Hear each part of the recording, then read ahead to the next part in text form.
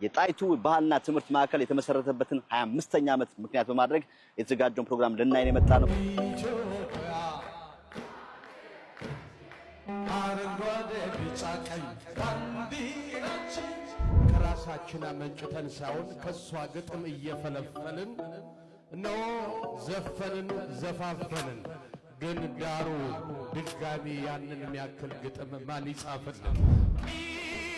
ኢትዮጵያ የኛ መመኪያ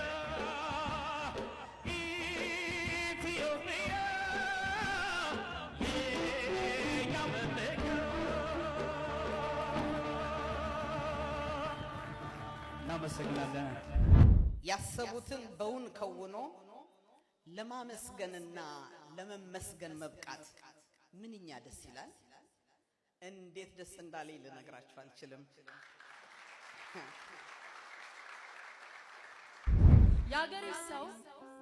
ያገሬ ሰው ከመሆን ተራርቆ ቀስ ደግኖ ጦር ሰብቆ ሾቶል መዞ ሰይፍ ታጥቆ የወንድሙን ሕይወት ሰርቆ እንደ ጠቦት ሲሰዋው በሰቀቀን እያየው ነው በቀን በቀን።